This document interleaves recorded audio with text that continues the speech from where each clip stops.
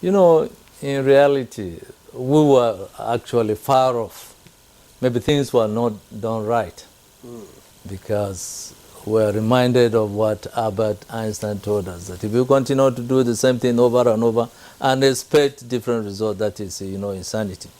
But to go back straight to your question, I think this is the reason why we're now coming together. I don't think there has been any time in the past where you see all of us from different backgrounds answering the call that WHO has put together. The traditional, conventional, and TCAM should all come together. Yes, the problem with traditional medicine, even I have gotten more and more enlightened as I get involved in this. When you hear the word traditional, to an average mind, is that these people are just doing incantations, or maybe just going out there, grabbing herbs, grabbing plants to mix in the pot. Definitely, in the course of your medical training, you are, trained to distance yourself from such practices. As you've rightly said, the dosage is not elucidated. The safety was not elucidated. But that is far-fetched from what is happening now. You hear his own title, classifying it as modern traditional medicine. So modern traditional medicine would require, and it means interfacing different aspects of scientific knowledge. I'm very happy to report that just last Sunday we visited him in his site, and what I saw was just unbelievable. You saw different plants that represent constituent of therapeutic healing, and there are no incantations. He will just go to this plant and open it and then show you either some fluid or some seeds inside. And from my basic training, I also know that these plants, what we call co-evolutionarily trained, when they developed, they contain certain chemicals that protect them against insects and other predators, for survival. Even the weather.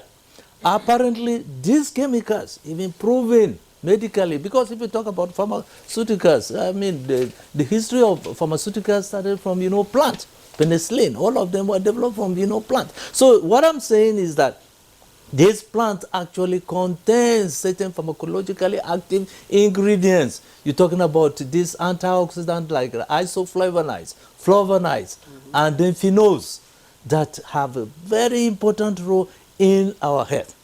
So, to cap up with our discussion, we are saying the role for our health, when we talk about universal health coverage, simply means health for all. It cannot be domesticated only in one domain. So WHO has summarized it and said that all these new domains come together under integrative medicine. And integrative medicine has different domains that Pharmacist Zainab had mentioned some of them. But you're looking at allopathic medicine, you're looking at Western medicine, you're looking at holistic medicine, you're looking at osteopathy, you're looking at functional medicine, you're looking at regenerative, medicine. And so the list, continues. So if you see that human being, the best approach to human being's health is holistic, you must look at human being, holistically. A case in point is this. You have cases where somebody will tell you that, oh, he just dropped dead, or he went to bed and then did not. No. Our body is so complicated. The way God made our body, the architecture of the body. Do you know that the blood vessels, capillaries, and then the veins, if you stretch them together like this, they cover over 60,000 miles? Yes. The nerves, if you put them together, they cover over 90,000 miles. So how can such a complex, be compressed into a human? So yes, and then he just collapses. He's been neglected. We always say this: no man ever dies of what? Old age. You die because as you age, because of the wrong lifestyle, then you pick on disease. Disease comes in. And the thing has been made very clear now, especially in the era of what you call non-communicable diseases or emerging diseases. The situation has differed from what we were facing in the past. The history of infectious disease, where you're looking at bacterial or viral epidemics. The non-communicable diseases are more complicated, so it also need a multifaceted approach in addressing them, and this is what you call integrative medicine. Nutrition is really very important. It is no longer the domain of one person. What you think is the pharmacist Zainab already talked about, the preventive aspect, which is really very important. And even when you are to manage disease, take for example, cancer is very complex. For cancer to develop, it takes over 10 years for it to develop. You have over 10 biological events that set in. So you cannot just look at one approach that you're going to treat or manage a cancer. It must be a multifaceted approach. And this is what integrative medicine is saying.